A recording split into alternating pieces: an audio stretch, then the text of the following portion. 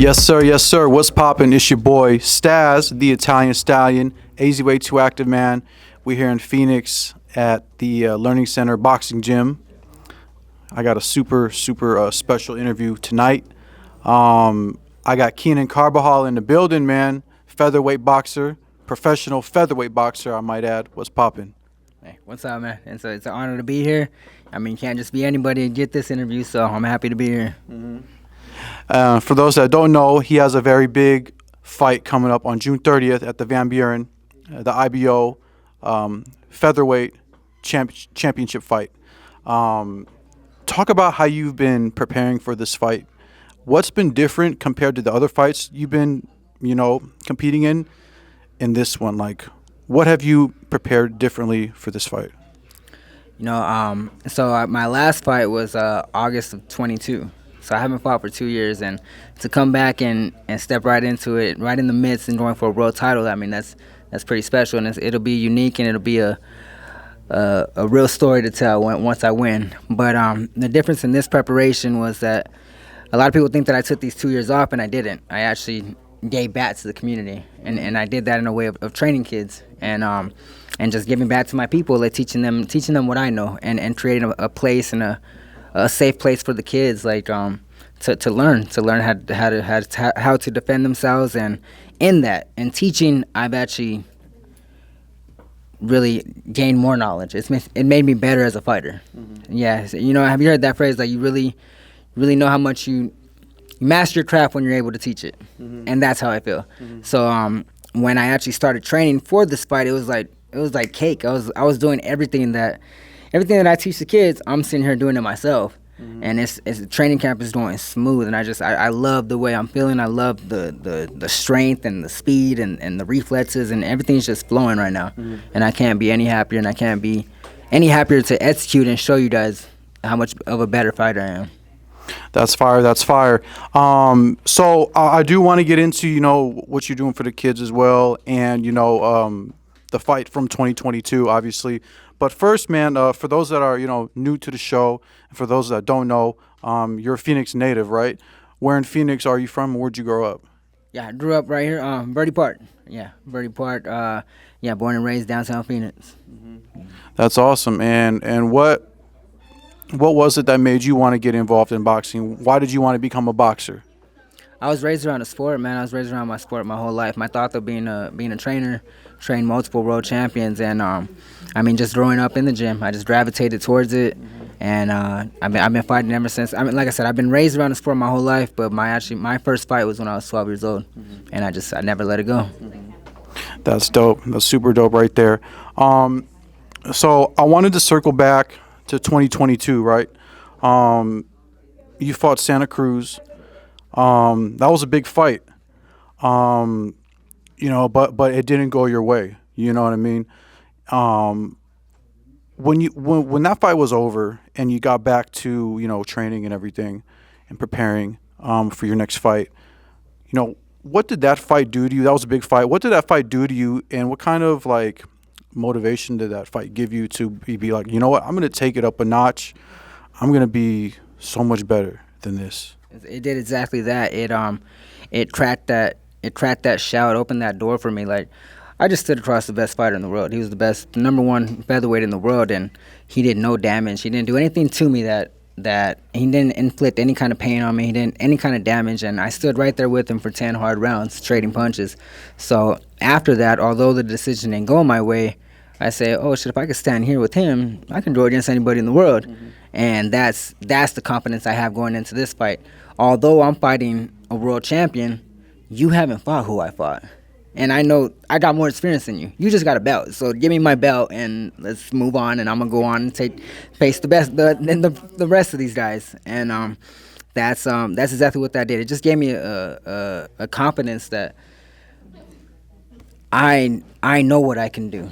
If I was able to sustain this, if I was able to stand here and fight you, I could fight anybody in the world. That's dope.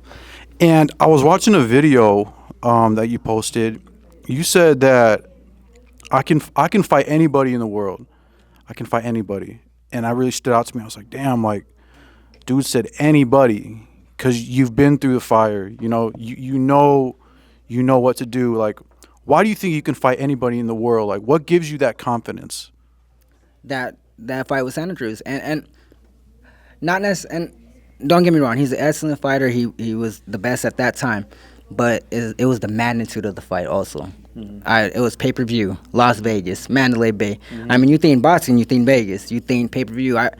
I get off the plane. It's a limo waiting for me. They take me to the Mandalay Bay. The first thing I see is my face on the marquee. Like, it don't get no better. It don't get no bigger than this. That's the dream that you envision as a kid. You're like, oh, I can't wait to fight in Vegas. I can't wait till my name's up there. I had all that already. I did all that, and that moment. The moment wasn't too big for me, and nothing will ever be that big again in this. So who else is gonna put that kind of pressure on me? And like I said, the Santa Cruz fight, yes, standing there and fighting him was one thing, but the magnitude of the fight and the pressure and everything and being in the arena, you hear 15,000 people screaming against you or screaming your name and all this stuff it'll happen again because I'm gonna win this fight and then fight somebody else. But that's a once in a lifetime type of thing that no one. You guys, I've already been here before. It'll never be my first time doing that. That's why. Yeah. That's why I'm ready for the rest of the road. Because it'll never be my first time. I know what to do now. I know what to do. When I get back to that stage, I know exactly what to do. That's awesome. That's a lot of confidence right there, y'all.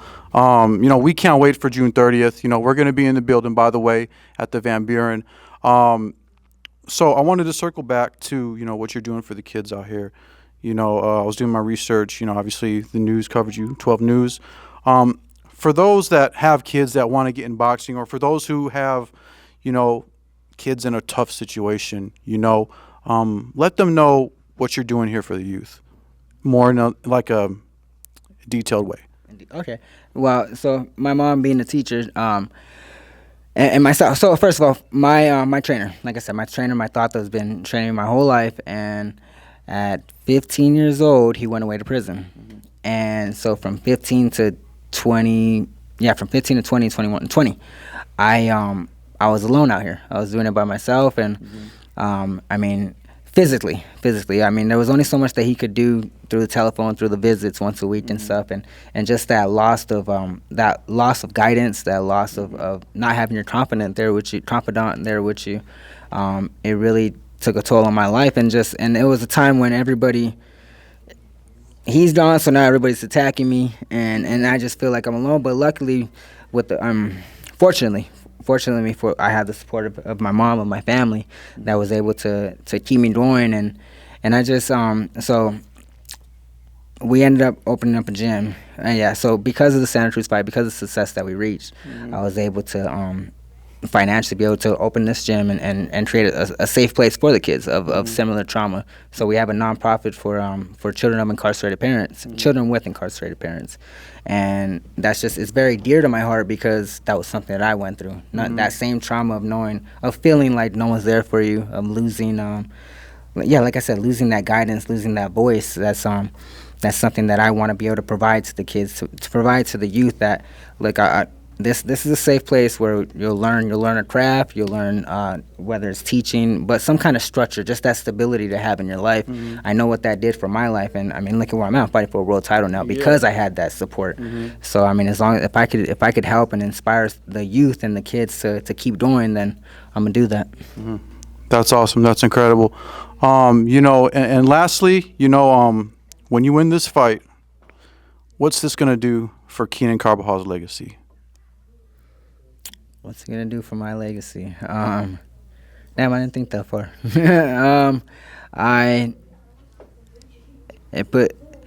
So what I'm looking forward to is that it changes my name. I'm not just Keenan Carbajal, it's champion. Yeah, champion. That's and everything that comes with that. I feel like I've been working towards this since I was a kid. Like my life, everything in my life that's ever happened, all the adversities, everything that I've worked for, it'll all make sense when my hand is raised and I get that championship belt. And to represent Phoenix, to represent Raza, to represent the people, my community, and say, look, I did this. That'll inspire the youth. Yeah, ultimately, my legacy is to give. Now that's what I want to be remembered for my giving heart, and for being a protector, for being the one to guide the way that, look, this is possible. You can do this too. And when I win that title, hey, look, he did it, so can I. That's what's up. That's what's up. Well, Keenan Carbajal, man, I appreciate you. Fire interview. June 30th, man, is going down. The Van Buren in Phoenix. This is AZ Way 2 Active. We out. Peace.